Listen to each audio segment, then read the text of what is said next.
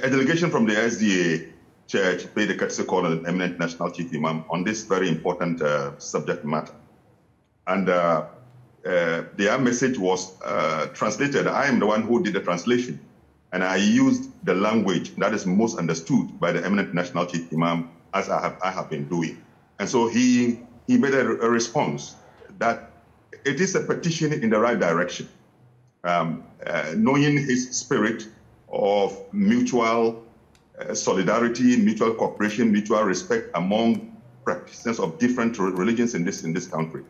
But to really shed some more light on this angle, the preliminary position emanates from the understanding that democracy in practice, as opposed to democracy in theory, involves elements like inclusivity, participation, equality, justice, especially in an environment of interfaith diversity, so that everybody will really get its due share. Secondly, election and voting are national responsibilities on citizens. And we must all create an environment in which no particular section of society, regardless of its identity, whether religious, whether ethnic, whether cultural, will be sidelined or left behind or marginalized or deprived. And all those things, no particular citizen should be deprived. And so therefore, we must create an environment of equality where everybody will have the chance. Thirdly, in anticipation of multi-religious diversity, our Constitution had made provision for everybody to follow or to choose or follow any religion of choice. And not only that, to give manifestation to that choice or identity of religion. So within the space of our democracy, everybody must be given the chance to be able to exercise its franchise.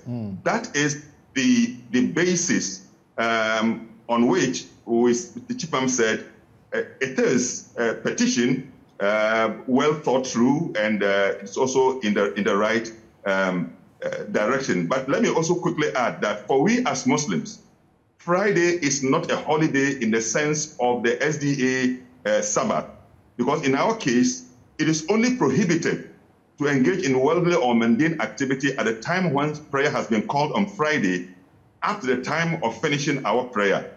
Now, post the prayer period, the Muslim is free to embark upon any mundane activity that are lawful within the ethical framework of Islamic teachings. Okay.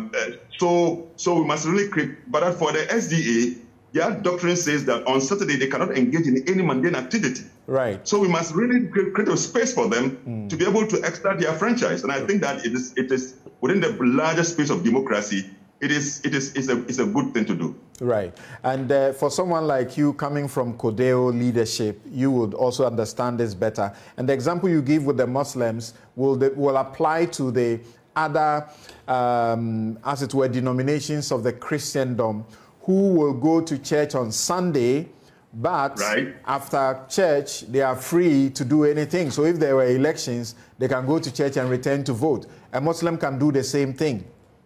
Yeah. Right. Now, exactly. Right. Now, their proposition is that it should be on the first Tuesday or second Tuesday, is it?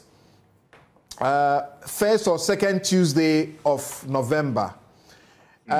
Where do you stand? So that you don't put a date to it. You don't put a date like 7th, and then some other year it may recur as a Sabbath, or it could be a Friday, or it could be a Sunday. That's their proposition. Yeah.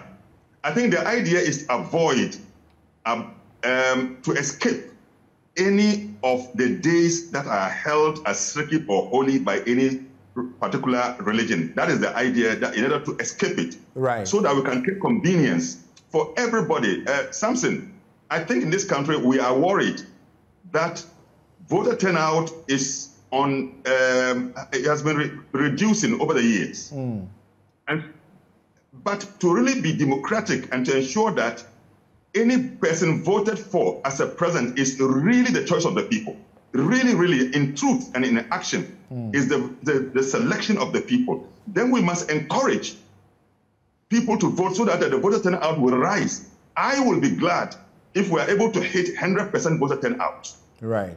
So that truly, truly, any person who is voted for as a choice of the people, and not that a section, because of a certain circumstance, will not vote. Right. This is the ground on which we think that if this arrangement will suit and make sure everybody will be able to vote, then I have no objection to that kind of arrangement. And it's something that must be open to the debate, continuous engagement and dialogue, and I'm sure we'll be able to arrive at a better arrangement.